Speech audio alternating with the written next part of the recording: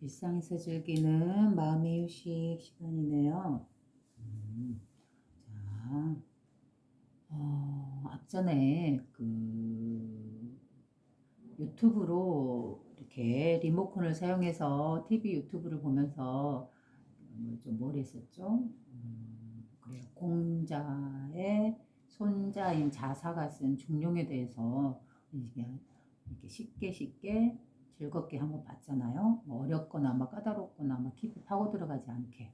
그래서 나름 또 재미있어서 또 이번에도 역시 그 같은 그 유튜브에 있는 고전 중에 장자라고 있어요. 네. 장자는 그 도덕경을 쓰신 노자 아시죠? 노자의 그 맥을 이은 사람이라고 볼 수 있어요. 네. 그래서 노자의 가르침을 그대로 좀 이어받았다라는 느낌의 장자예요. 그 후대 사람 장자의 장자가 쓴 이야기예요. 장자가 쓴 이야기는 제가 이제 역시 마찬가지로 이것도 그 몇 년 전에 한번 유튜브로 그냥 한 번씩 봤어요. 어떻게 나왔나 하고 봤거든요. 근데 뒷부분은 기억이 잘 안 나는데 첫 부분에 막 그 붕세라든가 약간 이렇게 또막 표주박인가요? 그걸 갖다 활용하는 거라든가 막 이런 것들이 좀 아이디어가 넘치고 상상력이나 창의력이 참 뛰어난 그런 성품을 가졌구나라는 느낌을 가져가지고요. 좀 재밌다 이제 이런 생각을 했어요. 그래서 우리는 보통 이런 고전이라든가 뭐 이런 옛날 경전들은 한자로 돼 있고 그다음에 따분하고 한자도 모르고 그걸 공부하려면 마음이 있다가도 공부하려면 좀 쉽게 되지 않잖아요. 그래서 그냥 제쳐놓고 또 다른 걸 보기도 하잖아요. 그런 맥락에서 보면 여기 이 유튜브에 어떠한 채널에서는 주로 만화로 이렇게 배경 그림을 깔아주고 그 다음에 이렇게 간단하게 풀이를 해요. 그래서 좋다 하고 저도 그냥 재미삼아서 이렇게 봤던 기억이 있어요. 한 번씩 훑어봤던 기억이 있는데 그래서 오늘은 이제 장자에 대해서 한번 해보려고 해요. 장자는 이렇게 성격을 보면은 좀 호기심도 많으실 것 같고 창의성이라든가 이런 것이 많이 뛰어나실 것 같아요. 뭐 약간 저하고도 이렇게 제가 좀 성격을 재밌게 쓰면은 또 그렇게 좀 특이하게 생각도 많이 하고 그러거든요. 그래서 이것도 한번 같이 해보면 좋겠다. 이런 고전에 대한 이렇게 딱딱한 이미지라든가 어렵다라든가 막 그런 걸 떠나서 쉽고 간단하게 이렇게 만화책 보듯이 이렇게 쉽게 간단하게 그렇게 보는 것도 좋을 것 같아요. 저도 이게 그 부처님 그 석가모니 부처님법을 아주 언제 처음 접했는지 아세요? 그거는 제가 뭐 전혀 아무런 이런 거에 대해서 전혀 몰랐을 때 아주 어렸을 때예요. 저희 친정 오빠가 만화책을 좋아해가지고 한 번씩 이렇게 만화책에 빌렸어요. 그때 옛날 시대는 이렇게 만화책이 유일한 재미거리기도 했잖아요. 지금하고 다르게. 그래서 저희 위에 5살 난 오빠가 저의 작은 오빠 투치 오빠인데 그 오빠 영향을 좀 많이 받는 것도 있어요. 왜냐면 가장 나하고 많이 부대꼈기 때문에 나 위에 바로 위에였기 때문에 그런데요. 근데 그 오빠가 이렇게 그 청소년 시절에 만화책을 즐겨 봤었어요. 그래가지고 그 만화책을 빌려오면 그때 당시 내가 기억나기를 뭐 구영탄 만화가 있었던 것 같아요. 이렇게 곱슬머리 캐릭터에 약간 눈은 흐릿하고 약간 그런 이미지인데 그 사람이 썼던 영화 만화도 있었는데 그거는 그냥 별로 그렇게 재미있게 안 봤던 것 같기도 하고 그냥 넘겼던 것도 같고 또 이제 다양한 게 있었는데 그 중에서도 무슨 내용이었는지 모르는데 이렇게 예전 고전 관련된 그런 거를 갖다가 뭐 초안지라든가 삼국지라든가 이런 것들을 또 만화로 이렇게 재미있게 이렇게 풀어놓았던 간단간단히 풀어놨던 그런 게 있었어요. 오빠가 빌려왔던 것 중에 하고 거기서 이렇게 보면서도 다른 건 모르겠어요. 그 내용이 어디서 나왔는지는 모르겠는데 부처님이 이렇게 부처님 얼굴 그림이 딱 만화 속에가 있고, 근데 이제 그 옆에서 이제 부처님이 하신 말씀 중에서 연기법인 것 같아요. 이것이 있으므로 저것이 있다. 그러니 이것을 없애고 싶으면 저것을 없애면 된다라고 이런 간단한 문구가 있었어요. 만화책이니까 쉽게 안 나오잖아요. 근데 저는 그 만화책을 봤던 그 많은 내용들 중에서도 다른 거는 별로 그렇게 기억에도 안 남고 그냥 버려버렸던 것 같은데 그 문구는 잊혀지지가 않았어요. 분명 나는 그때는 그냥 쉽게 읽고 넘어갔는데 이상하게 한 번씩 어제 오랜 시간을 지나면서 잊혀지지 않고 그 부분이 한 번씩 뜬금없이 기억이 나는 거예요. 그래가지고 이제 저 나름대로 이제 이렇게 마음고문을 하다 보면은 이제 부처님의 그 말씀이 물론 완벽하게 이해했다라고 할 수는 없겠지만 어느 정도는 이제 살짝 이해는 하게 되면서 아, 그 말을 이렇게 써놨었구나 만화책 속에 이제 이런 기억이 나요. 그래서 그 짧고 아주 간단한 말이지만 어때요? 부처님의 핵심적인 가르침이 되기도 하잖아요. 그죠? 이게 연기법이라는 건 이렇게 서로 의존돼서 서로 상호 의존돼서 성립되고 있다라는 말이잖아요. 이렇게 우리 이렇게 깃대어서 세워놓은 거 있잖아요. 이렇게 뭐 다반 이렇게 옛날로 치면은 그 벼자루 있잖아요. 우리 쌀 나오는 벼 있잖아요. 벼를 갖다 이렇게 싹싹싹 가을에 베서 그걸 이렇게 추수를 해서 그러니까 탈곡 알맹이를 다 빼놓고 나면 볏짚 단이 있잖아요. 그 볏짚 단이 이렇게 하나 세우면 넘어지잖아요. 하나는 설 수 없잖아요. 절대적으로. 스스로는 이렇게 세워놓을 수가 없어요. 어떻게 세야지 될까요? 독립해서는 못 쓰니까 그러니까 다른 집단 하나 더 갖고 와서 이렇게 서로 이렇게 빗대어 놨을 때만이 서로 상호적으로 이렇게 의존되어 있을 때만이 이게 딱 형성이 되고 이게 세워지고 만들어지겠죠. 바로 이걸 갖다가 그렇게 말씀하신 거잖아요. 모든 일들은 서로 상호적으로 연기되어서 이렇게 생겨나는 것이지 홀로 독립적으로 생겨나는 건 있을 수 없다. 이제 이 말인 거죠. 그래서 그 만화책에 이것이 있으므로 저것이 있다라고 말씀을 하신 것 같아요. 그죠? 이렇게 빗대어 있는 것도 어떤 모양이냐요? 우리 사람을 갖다가 한자로 사람 인자라고 쓸 때 있잖아요. 사람인 이렇게 쓰잖아요. 그것도 바로 이 볏짚 모양이에요. 이렇게 서로 이게 한쪽만 있으면은 어때요? 퍽퍽 쓰러지겠죠. 그렇지만 옆에 이렇게 받쳐주기 때문에 사람 인자처럼 이렇게 양쪽에서 받쳐주기 때문에 상호 우존적으로 받쳐주기 때문에 이렇게 사람이 설 수 있다라는 그런 깊은 의미도 있어요. 사람 인자에는. 그래서 우리 사람이란 존재도 어때요? 우리 홀로 독립적으로 이 우주에서 모든 그 환경을 떠나서 자연이라 우주라든가 이런 공기라든가 햇살이라든가 흙이라든가 먹을거리라든가 이런 것들을 떠나서 나 혼자 존재할 수 있을까요? 더 쉽게 말해서 이 우주라는 존재가 없는데 나라는 존재가 태어나 있을 수 있나요? 없죠. 불가능하죠. 이렇게 혼자라는 거 있을 수 없죠. 쓰러지고 사라지고 말겠죠. 그런데 이 우주라는 게 있기 때문에 그 안에서 우리가 이렇게 빗대어서 이렇게 상호 의존적으로 이렇게 존재하고 있는 거죠. 우리가. 그죠? 우리는 혼자서 독립적으로 살아갈 수 있는 존재가 아니에요. 바로 이 우주라는 존재가 있기 때문에 여기 안에서 이렇게 빗대어서 그 안에서 이렇게 살아가죠. 우리라는 존재는 이렇게 독립적인 존재가 아니고 상호 우존적으로 이렇게 살아가는 존재예요. 다만 우리 사람만 그럴까요? 모든 생명들이 다 이런 모양을 하고 있겠죠. 하다못해 우주 자체도 우주가 태어나는 그 근원의 바탕에 배경이 있기 때문에 우리의 마음자리 바로 그 자리가 있기 때문에 이렇게 그 안에서 이렇게 만물이 태어날 수 있는 거죠. 이 모든 세상은 바로 모든 생명들은 모든 물질화된 것들은 어때요? 우전적으로 상호 우전적으로 이렇게 연기되어서 이렇게 형성되고 있습니다. 그러면 이 형성되는 이 우주가 이 현상계가 사라질 때는 어떨까요? 바로 이 한 줄기 쓰러지면 이쪽도 연기해서 같이 설 수가 없기 때문에 얘도 같이 사라지겠죠. 이렇게 사라지죠. 마찬가지로 이거는 큰 의미고 작은 의미로 보면 우리의 마음이라는 것도 어때요? 우리가 이 마음이라는 것도 괴로움이라는 것도 우리가 어떻게 생겨나는 걸까요? 그 괴로움이란 사실이 있는데 이 괴로움이란 사실이 있는데 이 괴로움을 우리가 열심히 이 괴로움에 집중해서 나는 괴로워 했더만이 이렇게 서로 연기되어서 상호 연기되어서 괴로움이 나한테 실제로 발생이 돼요. 그런데 실제로 괴로움이 있어요. 없는 건 아니고 사실적으로 현실적으로 괴로움이란 사실이 있는데 내가 여기 이 괴로움에 어떤 감정도 주지 않고 어떤 힘도 실어주지 않고 그저 그냥 보기만 할 뿐이에요. 여기에 동요되어서 여기 힘을 실어주거나 여기 동요되지 않고 그냥 관찰하고 있을 뿐이에요. 나한테 괴로움이 일어났구나 느끼고 있구나 라고 이렇게 보고만 있을 경우에 여기에 더 이상 힘을 실어주지 않고 빗대어서 상호 오존이 되어주지 않을 때 어때요? 이 괴로움은 그냥 쓰러지고 말겠죠. 혼자 설 수 없듯이 독립적으로. 바로 이런 연기적으로 인해서 상호 의존에 의해서 나의 감정도 괴로움이라는 것도 생겨나고 이 우주 만물도 생겨나는 거죠. 그죠? 상호 의존적, 연기적이라는 건 바로 이거예요.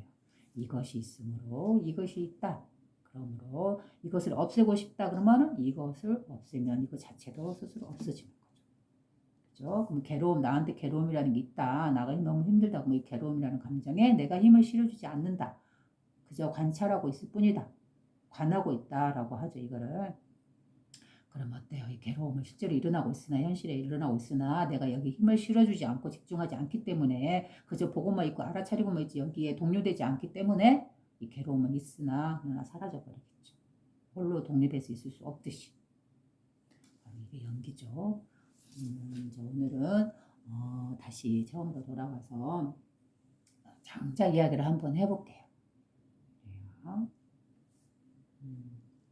자, 오늘도 역시 이렇게 리모컨으로 조정해서 하다 보니까 조금 더디고 천천히 가는 부분이 있습니다. 그 부분 잘 인지해 주시고요. 그 다음에 들어가 보겠습니다. 장자 이분은 어떻게 보면은 요즘 신세대 같아요. 요즘 세대. 요즘에 뭐 가장 최근의 세대를 무슨 세대라고 하죠? 뭐 MZ 세대라고 하는가요?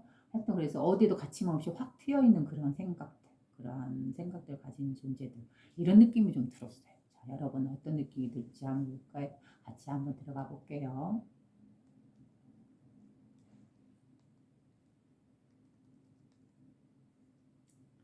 장자의 이름은 주이며 전국시대 송나라 사람이다. 그때는 양육강식이 지배하는 혼란의 시대였다.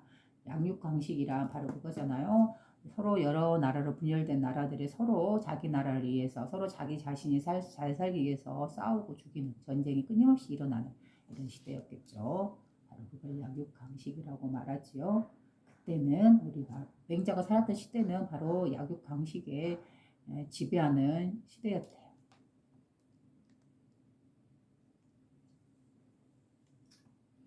장자 이름은 주이며 전국시대 송나라 사람이다. 송사람이네요. 그때는 약육 강식이 지배하는 혼란의 시대였다.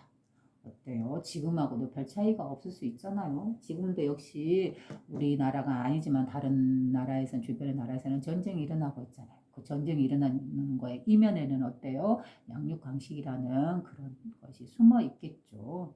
서로 자기 나라를 위해서, 그리고 서로 자기의 권력을 위해서 이렇게 서로 전쟁도 불사하고 죽이고 있는 이런 상황이겠죠. 그렇죠? 어느 시대나 혼란은 있는 것 같아요. 꼭 그 시대만 혼란이 있는 게 아니고 어느 시대. 그죠? 현실 세계의 고통은 끝이 없었고 당연하겠죠. 구원의 손길을 내밀어줄 현자는 없었다. 그렇나 보네요. 장자는 이때부터 속세에서 눈을 돌려 무한의 세계를 통찰했다. 여기서 나오죠. 이 세상이 약육강식으로 돌아가서 너무 힘들었던 거예요. 자기가 살아가기에. 그래서 장자는 이렇게 마음을 이 세상에서 돌아가는 걸 보고 마음을 돌려서 오히려 내면을 향했나 봐요. 바로 어디의 세계로? 내면의 세계인데 어떤 세계라고요? 바로 무한의 세계. 여기서 무한이란 말이 나왔죠. 다시 한번 읽어볼까요? 그때는 양육강식이 지배하는 시대였다. 현실 세계의 고통은 끝이 없었고 구원의 손길을 내밀어줄 현장은 없었다. 장자는 이때부터 속세에서 눈을 돌려서 무한의 세계를 통찰했다라고 했네요. 여기서 이 무한의 세계란 말은 뭔가요? 바로 제가 말하고 있는 이 마음자리를 말하고 있는 거죠. 이 마음자리의 바탕이라는 자리는 마음자리라는 어떤 자리라고 그랬어요? 이 우주가 태어나는 그 근원의 자리예요. 이 텅 비어있는 허공과 같은 이러한 공간. 그러니 이 우주가 얼마나 그 끝을 알 수 없는 무한한 공간이 있는 곳인가요? 그 공간 안에 그 다양한 우주와 다양한 은하들이 펼쳐져 있잖아요. 그 끝을 알 수 없는, 한계 지을 수 없는, 헤아릴 수 없는 바로 그 무한한 공간, 그 무한하게 텅 비어 있는 그 맑게 비어 있는 그 공간, 그게 바로 우리의 본래 마음자리다. 바로 우리의 청정한, 어떤 때도 묻지 않는 청정한 자리다라고 제가 말했지요. 바로 그 자리를 무한이라고 표현을 합니다. 그래서 아마 장자는 이 세계가 약육강식에 너무 힘들고 혼란스럽고 그렇다 해서 그러한 삶을 구원해줄 누군가 현자도 없었고 그래서 자신이 더 이상 이 세상을 보지 않고 오히려 내면을 돌려서 자신의 마음을 들여다보았다라고 말을 하네요. 우리 마음의 특징이 무한이듯이 무한한 그런 공간이듯이 그죠?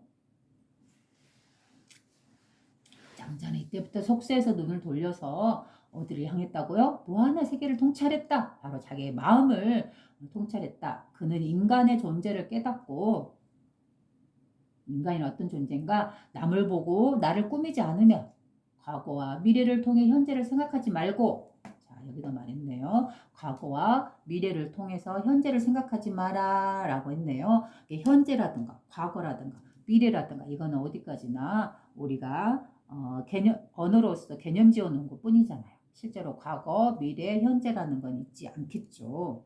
그죠? 늘 어떤 상태라고 그랬어요? 태초 이전에 그 고요했던 먼 그 아주 과거의 그 순간과 그 다음에 아주 먼 미래에 다가올 그 미래의 그 순간과 그것이 따로 분리돼서 떨어져서 시간이 분리되어 있는 공간도 분리되어 있는 곳인가? 그게 아니다 했잖아요. 과거와 미래가 지금 여기라는 지금 현실이라는 이 순간이라는 지금 현재라는 이 시간과 맞물려서 오로지 팍 튀어서 지금이라는 이 한 순간일 뿐이다 했잖아요. 그렇기 때문에 이 개념에는 어때요? 시간이라는 거는 존재하지도 않고 흐른다라는 개념이 없고 또 이곳과 저곳 아주 그 무한한 공간이라 있다 할지라도 이곳과 저곳이 서로 분리되어서 멀리 떨어져 있는 다른 곳이 아니라 바로 한 곳. 통으로서 확 튀어서 한 곳이다 했잖아. 이곳이 바로 저곳이고 저곳이 바로 이곳이 하나로서 튀어져 있는 처음과 시작이 따로 없는 바로 그러한 상태에 바로 우리의 마음자리, 우리의 본래 마음자리다 라고 했잖아요. 여기는 어떠한 움직임이 없는 자리, 부동의 자리다. 많은 그 수많은 우주가 태어나고 사라지고 그 수많은 생명이 태어나고 사라지고 무한히 반복했을지언정 그러나 이 자리는 마음의 자리는 무한한 그 움직임에도 그러나 동시성으로서 늘 고요하고 아무런 움직임이 없는 부동의 깨끗한 자리다라고 했잖아요. 바로 이 자리가 이 자리를 인식하고 이렇게 바라보고 있는 이 시선 이것이 바로 세상에 더 위가 없는 선정 자리다라고 말씀드렸죠. 그는 인간의 존재를 깨닫고 사람이란 무엇인가 그리고 남을 보고 나를 꾸미지 않았고 과거와 미래를 통해 현재를 생각하지도 말고 무에서 유를 그려내지 말며 무에서 유를 그려내지 말래요. 무라는 거는 뭐예요? 말 그대로 이 텅 빈 근원에 우리의 본래 마음자리 만물이 태어나는 그 자리 그 텅 비어있는 그 자리 그 아무것도 없는 청정하고 깨끗한 그 자리를 바로 무라고도 표현했겠죠. 근데 이거에서 만물이 태어났어요. 이 무에서 만물이 창조됐죠. 우주가 창조됐잖아요. 우리의 본래 마음자리에서 만물이 창조되었기 때문에 드러났어요. 그래서 있으니까 유라고 표현을 한 거죠. 그래서 우리의 마음의 근원자리를 무라고 표현한다면 이 마음자리에서 펼쳐낸 만물, 모든 생명들, 우리들이 바로 자연이나 우주가 바로 유예요. 왜냐하면 물질화돼서 눈에 드러나기 때문에. 그래서 무와 유로서 이렇게 상징적인 언어로서 표현할 수 있을 뿐이지 결코 유와 무는 둘이 아니잖아요. 그죠? 하나로서 존재하고 있잖아요. 오로지 자신이다 라고 만물이 펼쳐져 있다 했잖아요. 바로 이 근원의식, 먼 우주의 근원의식, 태초의 그 자리가 그대로 나의 본래 마음자리고 나는 이 자리를 닫고 태어났다 해서 나의 본성이다 라고 했잖아요. 그죠? 바로 이 자리에 그 모든 시간과 공간을 떠나서 온 우주에 광활하게 펼쳐져 있는 무한한 그 끝을 알 수 없는 그 순수한 의식 상태, 존재하고 있다, 나다라는 이 의식, 이게 바로 나의 마음자리고 이게 바로 무라고도 표현할 수 있어요. 언어로도.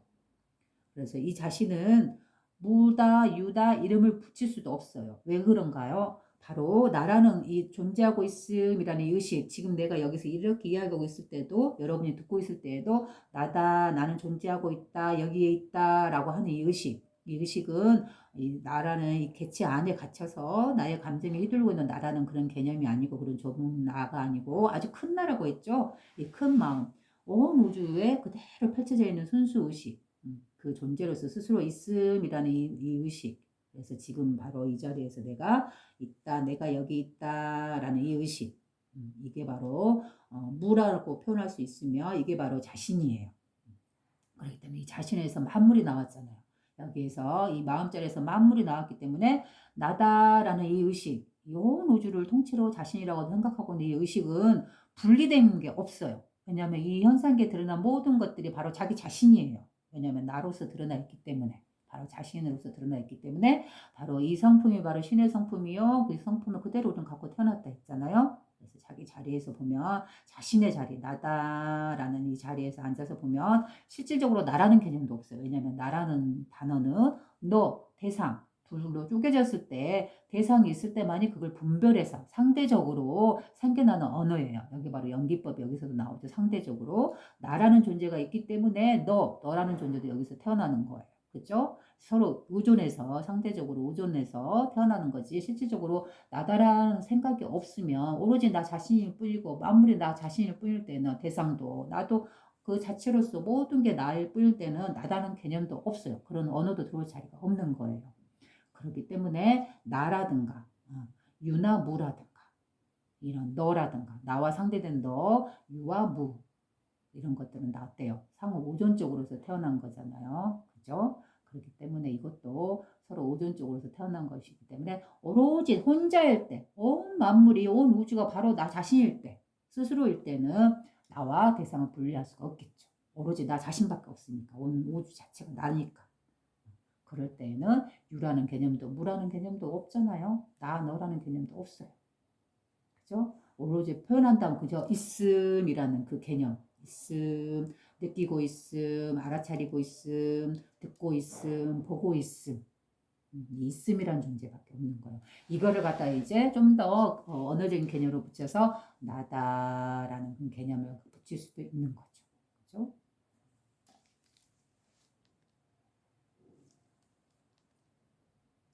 남을 보고 나를 꾸미지 않으며 과거와 미래를 통해 현재를 생각하지 말고 그다음에 무에서 유를 그려내지 말며 무한에서 유한을 꾸며내지 말고 이 말도 똑같은 말이에요. 무와 유를 갖다 다른 말로 무한과 유한이라고 말을 표현한 거지요. 무에서 없다라 해서 더 한계지어 나간 그 무한 끝없다. 그 없음이 끝없다. 우리의 마음자리 근원자리가 무한하다고 하잖아요. 그 무한과 그다음 그 반대 말이 뭐예요? 유한이잖아요. 한계가 있고 어디서 어디까지 끝이 있는 유한한 거. 무한과 유한은 어때요? 아까도 말했듯이 상대적으로서 이렇게 생겨나는 언어이잖아요. 그죠? 무한한 게 있는 반면에 상대적으로 무한에 상대되어서 유한도 생겨나는 거예요. 이건 어디까지나 개념지어서 언어적으로 표현한 것일 뿐이에요. 그죠? 오롯이 모든 것이 자기 자신일 때에는 유한이나 무한이나 그다음에 유나 무나 나나 너나 그런 자체가 없어요. 오로지 있음이라는 그 존재 그 하나뿐이겠죠. 그죠?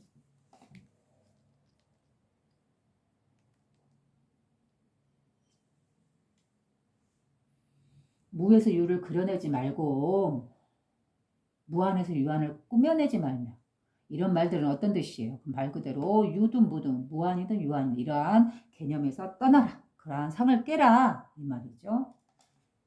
그래서 오롯이 하나를 이루어라. 오로지 있음이라는 존재로 가라. 이 우주 만물이 오로지 자기 자신이 되어서 스스로 있음이라는 그 존재의식. 거기에서는 온 우주 만물이 바로 자기 자신의 몸이고 자신의 몸이 나툼이고 이 텅 빈 허공은 바로 어때요? 자신의 마음자리라면 이 만물은 바로 자신의 몸이 나툰 거지요. 그래서 자신의 몸이 나투어서 일일이 하나하나 쪼개져 있는 존재인가요? 우주 만물은 그렇지 않다 했잖아요. 서로 연기되어서 상대적으로 서로 하나를 이루고 있어요. 한 몸을. 그래서 지구라는 존재는 이 우주와 분리될 수 없듯이 나라는 존재도 이 지구와 분리될 수 없듯이 나라는 존재도 내 가족과 내 이웃과 분리될 수 없듯이 우리는 다 이렇게 상대적으로 연기되어 있는 거예요.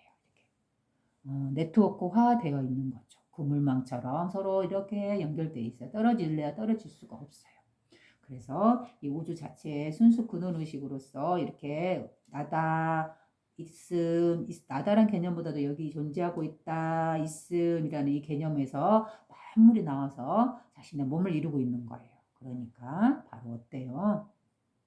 나라는 존재는 여기 이렇게 개체가 되어서 이렇게 사람으로 태어나서 이렇게 개체화되어서 여기 이 자리에 앉아 있지만 내가 마음으로서 느끼고 있는 존재하고 있음이라는 나는 여기에 존재하고 있다라는 의식은 나만 있는 게 아니라 모든 분들이 다 있잖아요. 바로 여기 있으면서 어때요? 알아차리고 있고 느끼고 있고 듣고 있고 있잖아요. 바로 이 의식, 있음이라는 의식.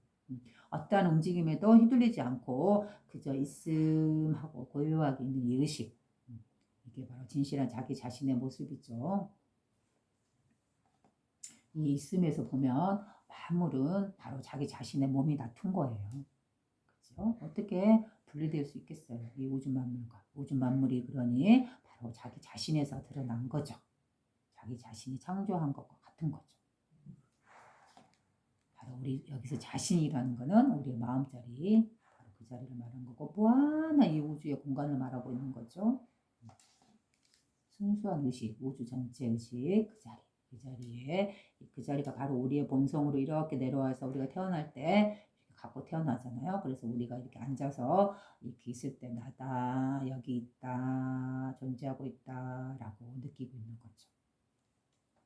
그러니 나라는 객체와 이 우주의 전체 의식과는 서로 소통되고 관통되면서 하나를 이루고 있다라고 말씀드렸죠.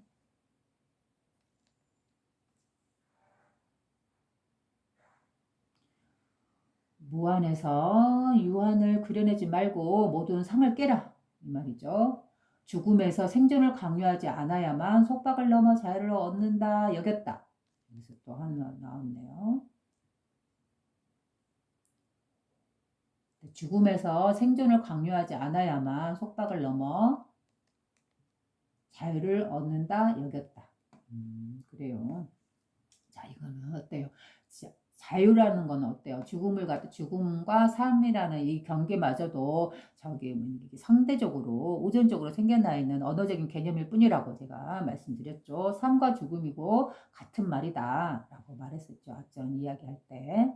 바로 여기서도 자유를 얻기 위해서는 이 죽음이라는 것, 삶이라는 속박을 넘어섰을 때 비로소 자유를 얻는다라고 했잖아요. 마찬가지죠. 이 삶과 죽음은 언어적으로서 표현한 것일 뿐이지 실제의 모습은 어때요? 삶과 죽음은 둘이 아니라 오로지 한 모습으로 이렇게 존재하고 있다라고 했잖아요. 왜 그런가요? 우리가 태어나는 그 자리, 만물에 태어나는 그 두 자리, 그 근원자리, 우리의 근본 마음자리, 그 자리가 어때요? 어디에 있어요?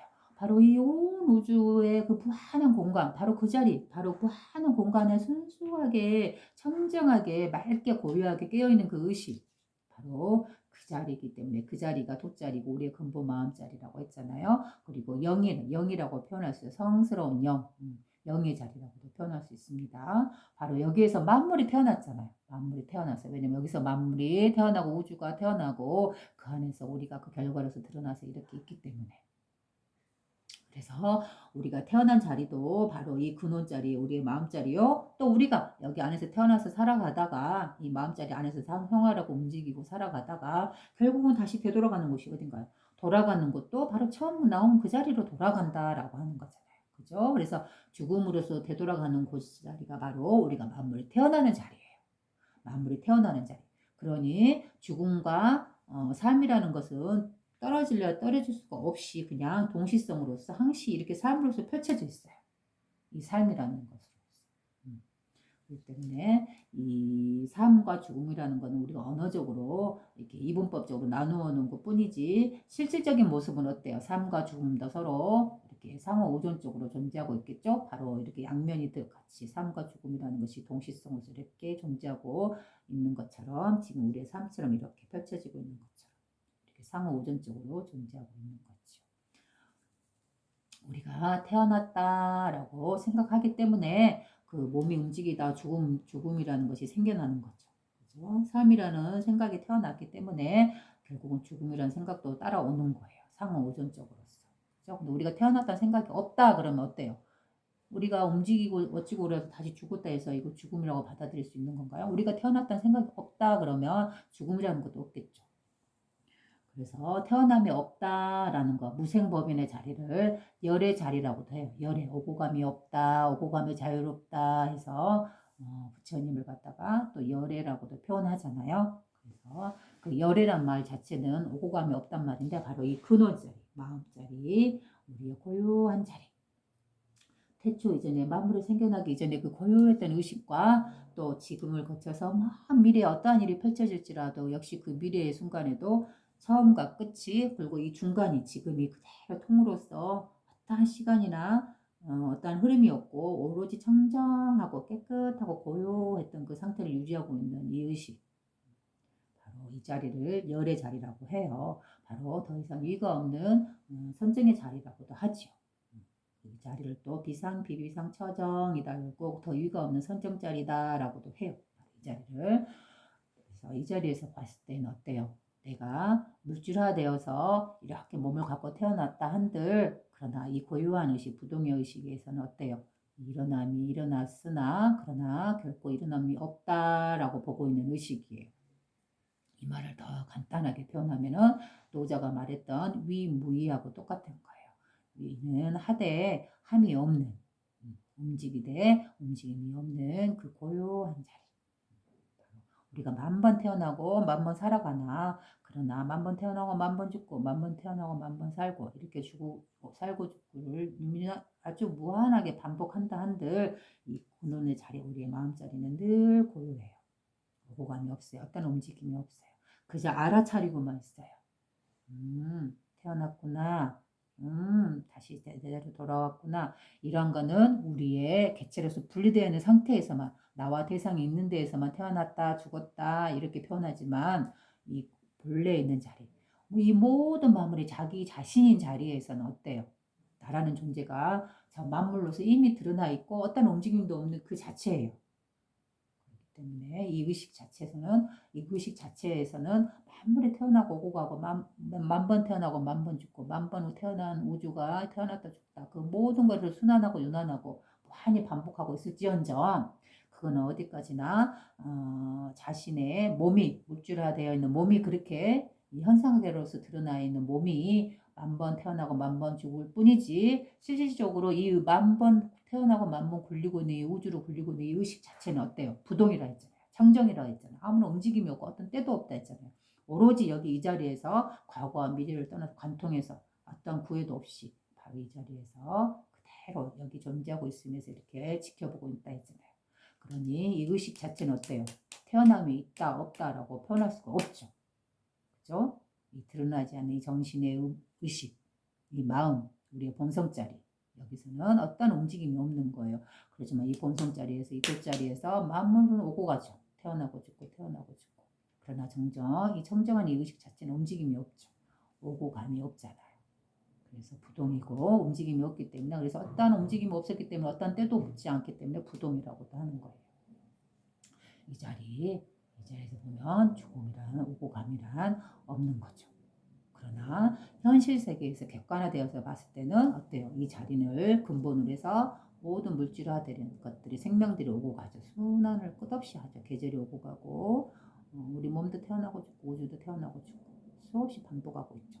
이 반복하고 죽는 것 이거는 어때 변화가 있는 거는 다만 물질화된 이 그런 것이지 실질적으로 이 물질을 태어나게 하고 있는 이 의식 우리의 정신 우리의 마음자리 근본 마음자리는 그대로 알아차리고 있을 뿐이에요. 어떤 동요도 일으키지 않고 이 움직임에 이 순환에 그렇죠?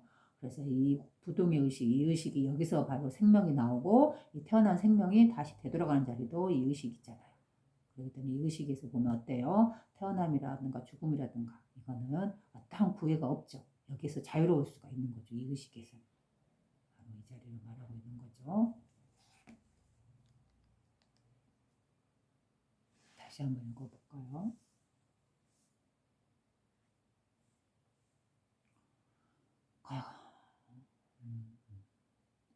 무에서 유를 그려내지 말며 무한에서 유한을 꾸며내지 말며 다 상이죠. 벌이라는 거죠. 죽음에서 생존을 강요하지 않아야만 속박을 넘어서 자유를 얻는다 여겼다.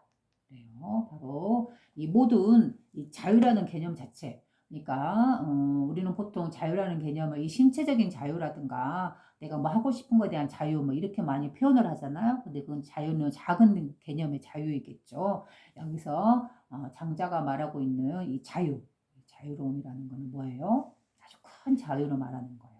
바로 나의 삶과 죽음에서도 자유롭고 얽매이지 않고 그 다음에 내가 지식으로서 평생 쌓아왔던 알고 배웠던 익혔던 그러한 모든 것들로부터 그런 지식이나 상이나 언어나 개념으로부터서 벗어나 버리는 아주 커다란 자유죠. 그런 것들을 놓아버리는 깨버리는 그래서 이 자유는 다른 말 아주 그 무한한 자유예요. 그 무엇으로도 이렇게 장애를 줄 수 없는 그 무한한 자유. 바로 그 자유를 말하고 있죠.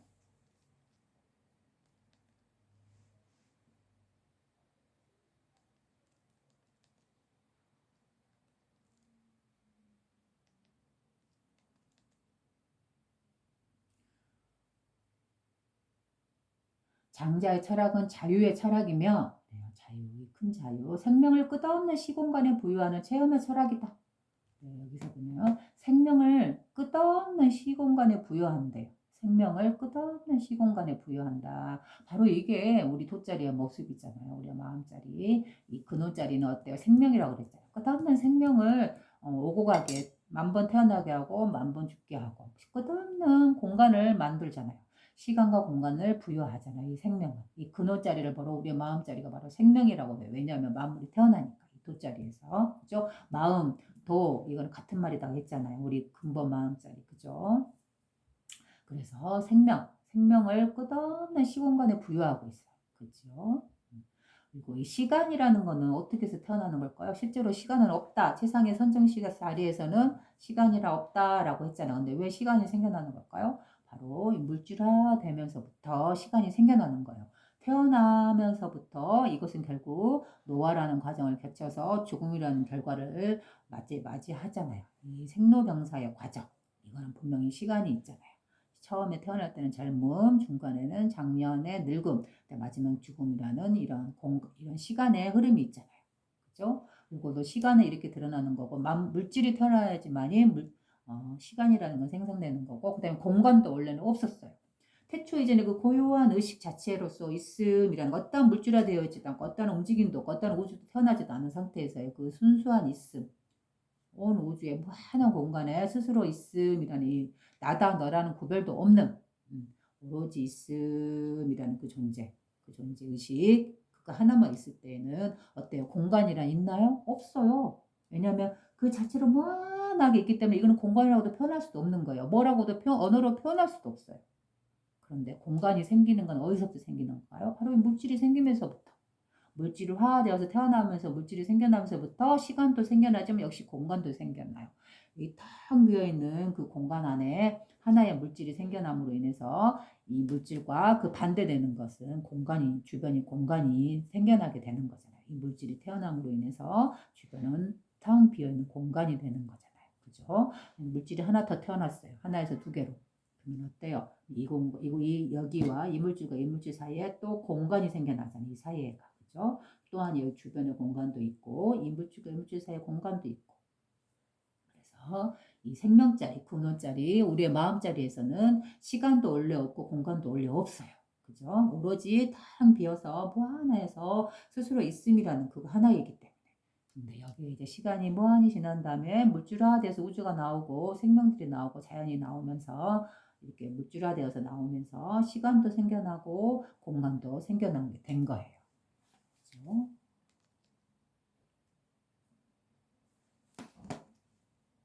장자의 철학은 자유의 철학이며 어떤 생각에서 벗어나 있잖아요. 생명을 끝없는 시공간에 부여하는 체험의 철학이다. 그는 인간의 삶을 무생명의 질서로 보면서 생명이 숨쉬는 무질서를 추구했다. 생명이 숨쉬는 무질서를 추구했다 그래요. 바로 여기에 이게 두 가지 면이 동시성도 있는 거잖아요.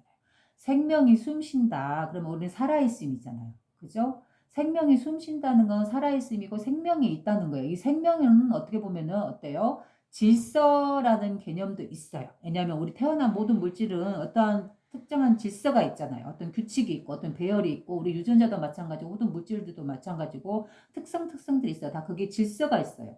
그죠? 이게 바로 생명의 특성이에요. 생명의 특성. 질서가 있다는 것은. 어떤 특성이 있다는 거는. 근데 여기서 뭐라고 해서 생명이 숨쉬는 무질서라고 그랬잖아요. 그죠? 그러면 무질서라는 거는 뭐예요? 질서 없음이라는 건데 이게 바로 근원자리고 마음자리를 표현한 거예요. 무질서라는 거는. 그래서 이 태초에 아무런 물질도 어떤 영향도 없이 어떤 물질도 생성되지 않은 오로지 있음이라는 그 청정한 의식 상태에서는 어떤 물질도 없고 어떤 질서도 없어요. 네. 그렇기 때문에 그 자체로서 무질서라고 하는 거예요. 어떤 규칙이나 어떤 개념이나 어떤 순서라든가 어떤 차별이라든가 어떤 특징이라든가 이런 것들을 유추할 수가 없어. 전혀 없어. 그런 의식 자체가 없기 때문에. 오로지 있음이라는 그 텅 빈 그 의식 하나이기 때문에. 그렇기 때문에 여기는 어떤 질서라든가 어떤 개념이라든가 어떤 언어라든가 그런 것들이 들어올 수가 없어요. 물질화되어 있지 않기 때문에. 그래서 무질서라고 표현한 거예요. 어떻게 보면 이 무질서 자리가 바로 우리의 근원이고 마음자리고 무한한 그 의식, 아주 무한한 자유의 자리라고 볼 수 있는 거죠. 무질서라는 자리가.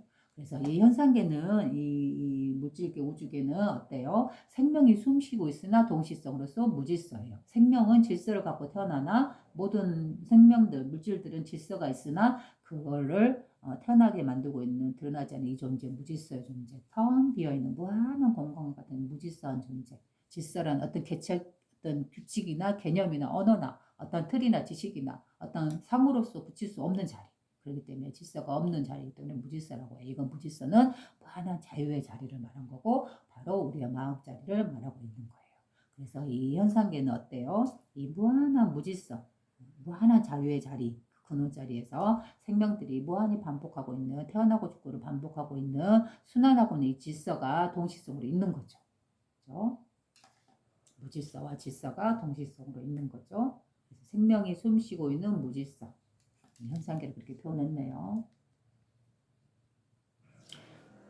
그는 인간의 삶을 무생명의 질서로 보면서 바로 무생명의 질서라는 것은 뭔가요? 바로 무생명이라는 게 바로 이 근원자리예요. 그죠?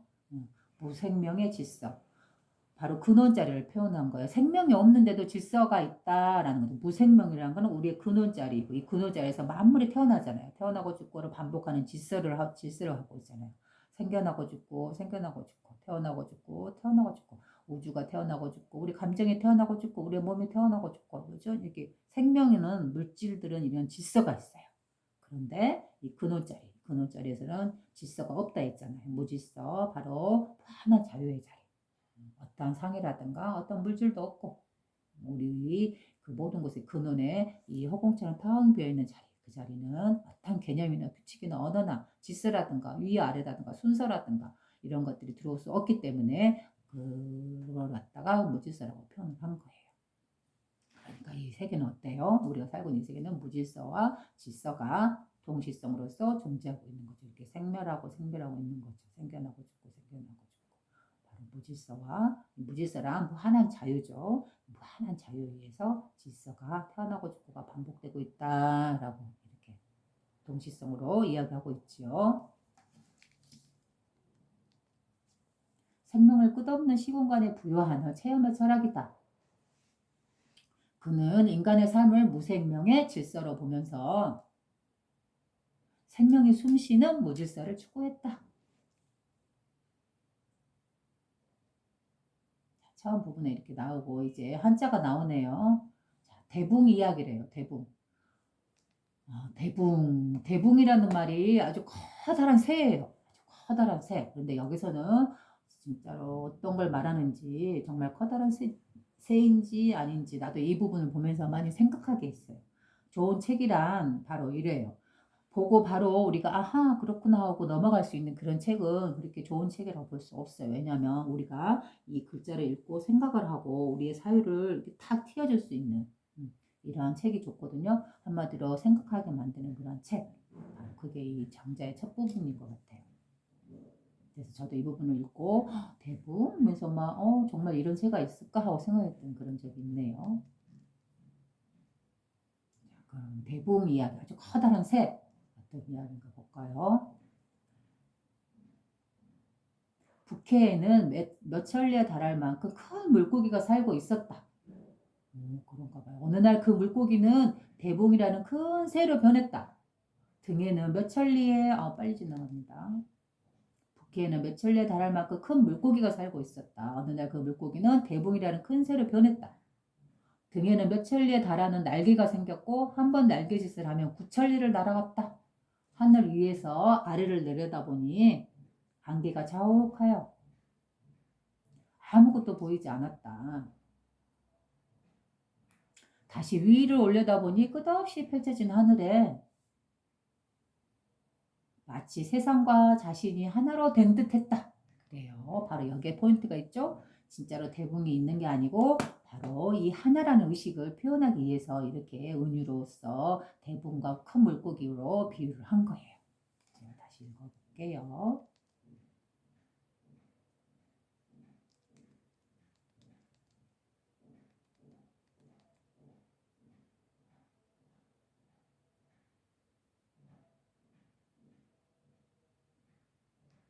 그래요. 바로 하나를 말하기 위해서 이 이야기를 했어요. 대붕 이야기를 한번 다시 읽어봅니다.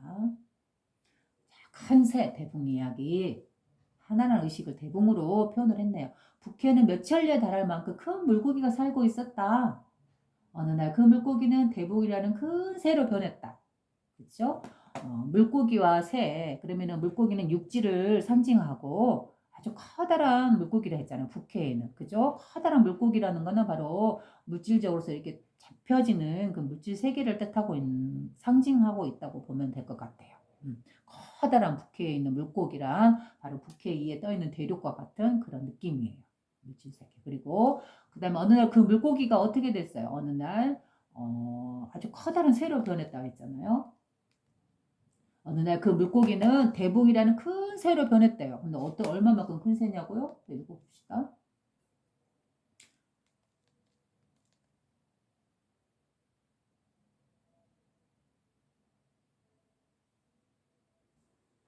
대붕이라는 큰 새로 변했다. 등에는 몇 천리에 달하는 빨리 지나가서요. 좀 천천히 하려고 합니다. 빨리빨리 지나가 버리네요. 등에는 몇 천리에 달하는 날개가 생겼대요. 우와, 날개 자체가 몇 천리가 된대요. 그리고 한 번 이 날개짓을 하면 어떻게 된다고요? 9천리를 날아갔대요. 정말 이런 새가 있을까요? 아마 이런 새는 세상에 없을 거예요. 이런 새는 그렇게 큰 새라는 건 있을 수 없는 거고, 다만 무엇을 말하려고 하냐면 바로 우리의 마음자리를 표현하려고 한 것 같아요.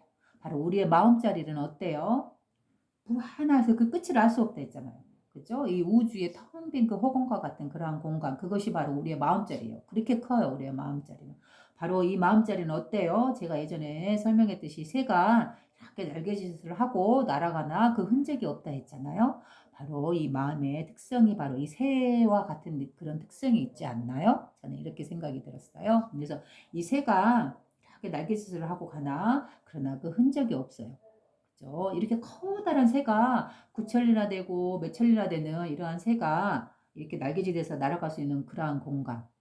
그러나 그 흔적이 없는 공간. 새가 날아가지만 그 흔적이 없는 공간. 바로 이런 느낌. 우리의 마음자리.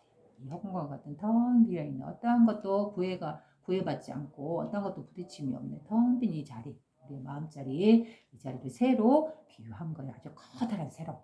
우리가 우리의 마음자리가 아주 크고 넓듯이 무한하듯이 바로 커다란 구천리 만리라는 이런 은유를 써서 비유를 써서 이렇게 새로 붕새로 아주 커다란 새로 비유를 한 거예요.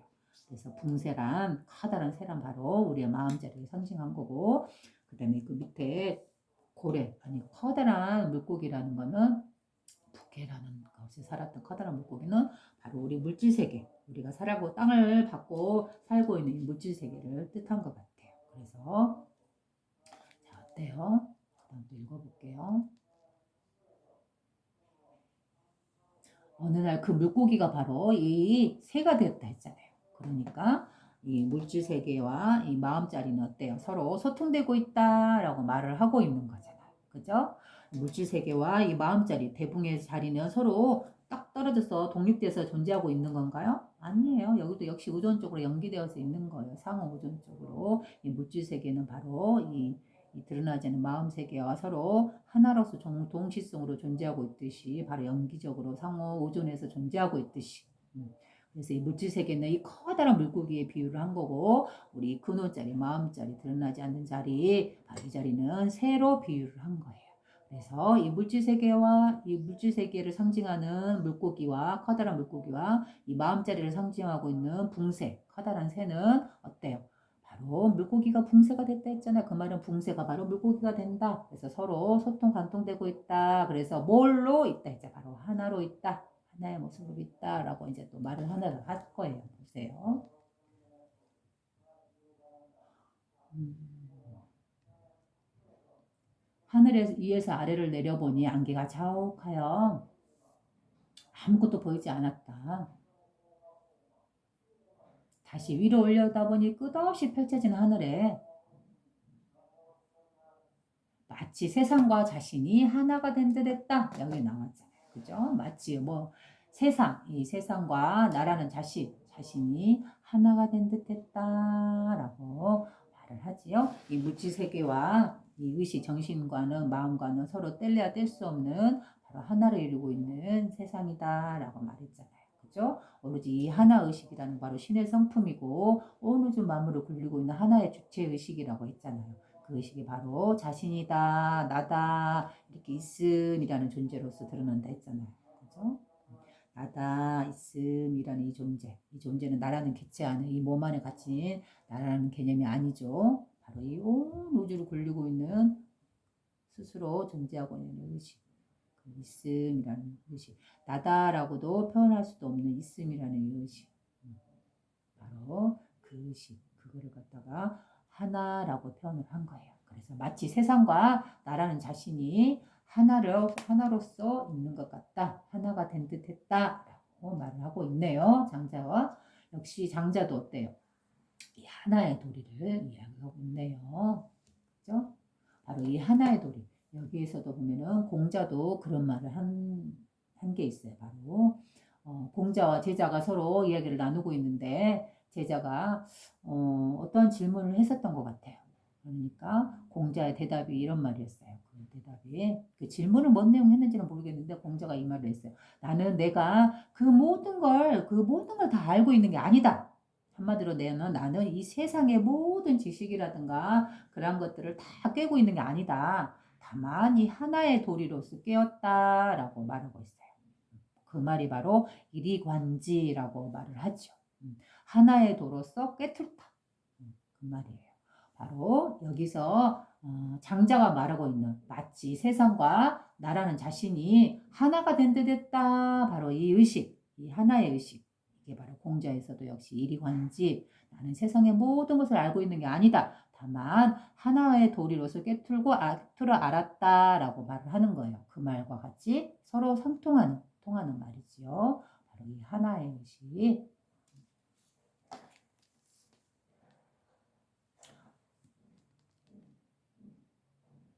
마음이 넓어야만 경계가 없으니, 그죠? 마음이란 어때요? 경계가 없어요. 그래요. 마음의 특성 자체가 원래 경계가 없고 넓은 거예요. 우리가 그렇게 해야만 한다가 아니고, 우리의 마음의 특성이라 환하고 넓고 어떤 경계가 없어요. 우리의 마음의 특성. 같이 세상 가능. 다시 또 읽어볼게요. 마음이 넓어야만 경계가 없으니까 아니고 이거는 표현을 잘못했어요. 우리의 마음의 특성은 경계가 없고 넓습니다. 환한 우주의 그 공간, 환한 공간. 그게 바로 우리의 마음자리라고 했죠. 나의 넓은 마음자리, 나의 개체 안에 갇혀있는 그때 감정에 휘둘리는 이 작은 마음이 아니고 나의 본래 마음은 이 온 우주 자체에 무한하게 펼쳐져 있는 고요한 우주의 근원 의식, 그 의식이다, 태초의 의식이다 라고 말했죠. 그 자리를 말하고 있는 거죠.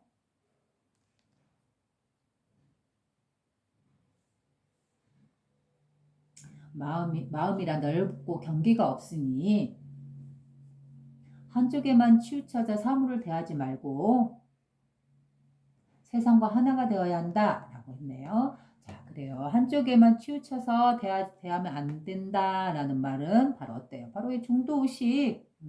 중도적으로 보는 것, 바로 이 자리를 말하고 있는 거잖아요. 어떤 상에도 물들지 않는 어떤 개념이나 어떤 언어나 어떤 지식이나 어떤 공부라든가 어떤 학문적인 지식이라든가 그러한 것들에 물들지 않고 오로지 정정하게 있는 바로 있음이라는 의식. 나라는 말도 어떻게 보면 오염된 말이에요. 나라는 말은 대상이 너라는 게 있을 때, 대상과 나가 분리되었을 때만이 나라는 말이 있잖아요. 나와 너는 서로 연기되어서 나오듯이 나라는 말이 없으면 너라는 대상도 없어요. 오로지 그냥 있음.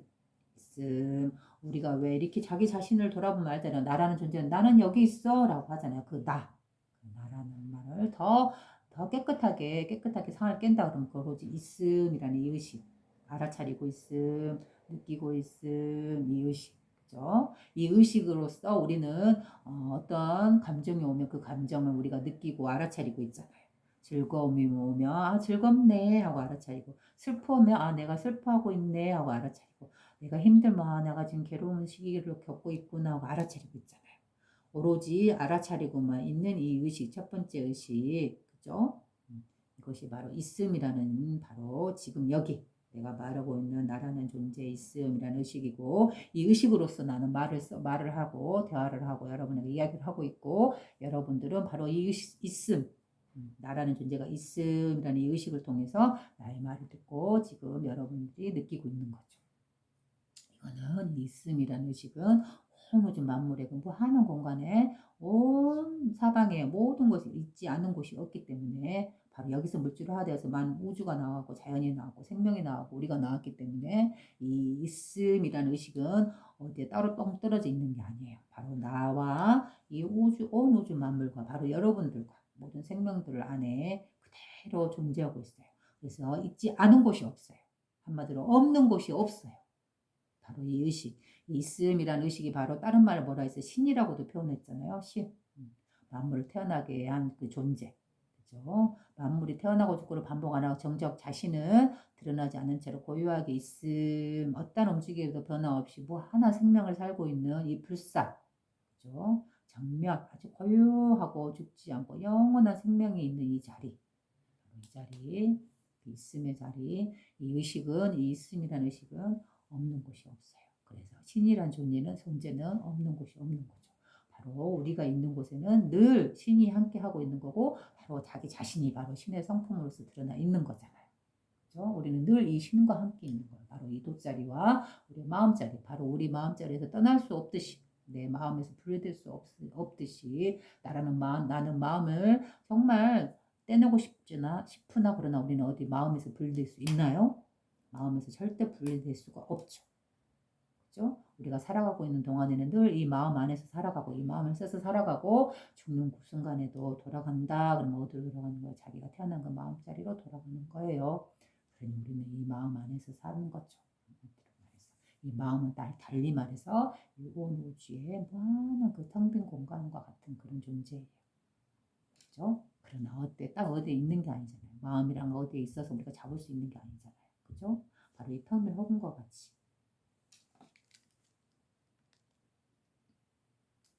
마음이란 넓어서 경계가 없으니 한쪽에만 치우쳐서 사물을 대하지 말고 중도의 관점으로 봐라. 세상과 하나가 되어야 한다. 그죠? 바로 자기 자신이 나투어 있다라는 있음의 이 하나의 의식에 대해야 된다. 이 말이죠. 매미와 거북이, 두 번째 이야기네요. 두 번째 이야기, 매미와 거북이.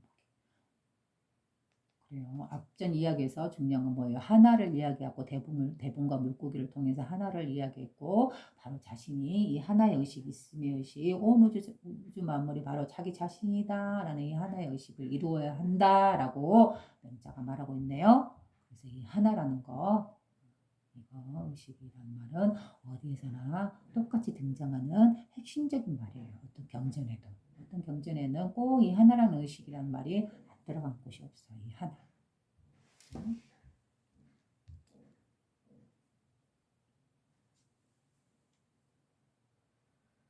매미와 거북이. 팽조라는 사람이 800세까지 산 것을 보고 사람들은 가장 장수했다고 말한다.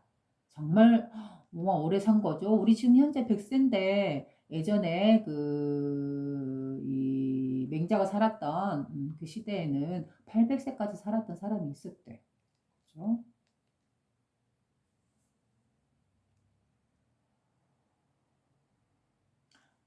하지만 자 빨리 지나갔네요. 800세까지 산 사람. 하지만 하루살이 벌레는 어때요? 한 달이 무엇인지 알지 못하고, 그렇죠? 하루살이니까. 매미는 봄에 태어나 여름에 죽으니 사계절의 뜻을 알지 못한다. 그렇죠? 가을, 겨울을 모르겠네요. 반면 초나라의 남쪽 바다에는 거대한 거북이가 사는데 그 거북이에게 500년은 봄 한철과 같고 가을 한철과 같다. 정말 오래 사네요. 상고시대의 참중나무에게 상고시대라는 거는 이 맹자가 살았던 그 예전에 더 위에 고대 시대를 말하는 거예요. 더 위에 고대 시대, 상고시대. 그 말을 말하네요. 거북이에게 500년은 봄 한철과 같고 가을 한철과 같다. 그 커다란 거북이에게는. 근데 상고시대에 참중나무가 있는데 그 참중나무는 8천년은 봄 한철과 같고 가을 한철과 같다. 정말 오래 사는 나무네요. 하루살이 벌레와 매미를 어린이에 비유한다면 거북이와 참중나무는 노인과 같다. 어린이는 노인을 이해하지 못한다.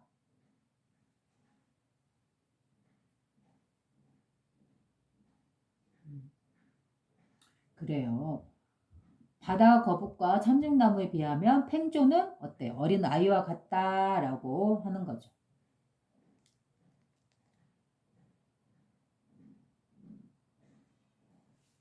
팽조는 어린아이와 같다. 사람들은 팽조가 장수했다 하는데 하지만 이들에 비하면 오래 사는 거에 비하면 어린애에 불과하지 않는가라고 했네요.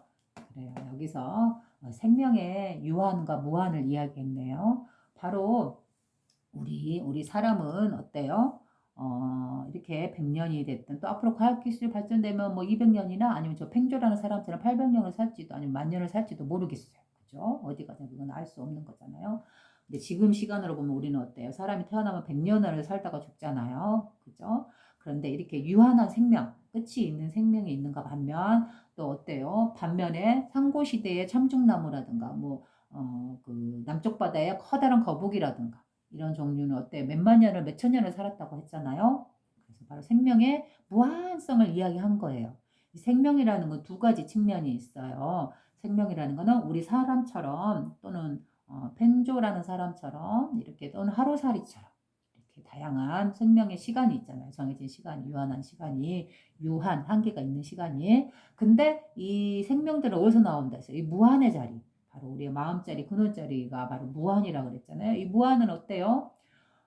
어떠한 생명이 10,000번 태어나고 죽고 그 수만 번, 만 번 생멸하고 한다 할지라도 어때요? 이 마음자리, 무한한 생명의 자리는 어떤 움직임이 없고 그대로 살아있는 의식 자체라 했잖아요. 어떤 움직임도 동요 없는 바로 우리의 마음이 우리의 정신자리다 했잖아요. 이 자리는 영원한 생명을 사는 자리라 했잖아요. 바로 우리의 근본 마음자리, 무생법인의 자리, 태어남이 없는 자리, 그죠? 오고 감이 없는 자리, 열애의 자리, 불사의 자리, 죽지 않는 자리, 영원한 생명의 자리. 기독교에서 말하는 부활의 자리, 영원한 부활, 영원한 생명에 있는 자리. 그죠? 바로 이 자리가 바로 우리의 근본 마음자리예요. 그래서 이 무한한 생명, 끝없이 장수하는 이 무한한 생명, 바로 참중나무와 그 거북이, 커다란 거북이, 무한한 생명을 상징하고, 그 다음에 하루살이, 우리 그 800세 산다는 인간, 또는 매미, 이런 것들은 어때요? 유한하잖아요. 그 기간이 있는 삶을 살고 있잖아요. 그죠? 무한한 생명과 유한한 생명이 이렇게 동시성으로서 있는 이 현상계의 모습, 이 현상계 진리의 모습을 표현하고 있는 거잖아요. 바로 그 부분이죠, 이 부분은. 자, 그러면 잠시 후에 다시 하겠습니다. 연결해서.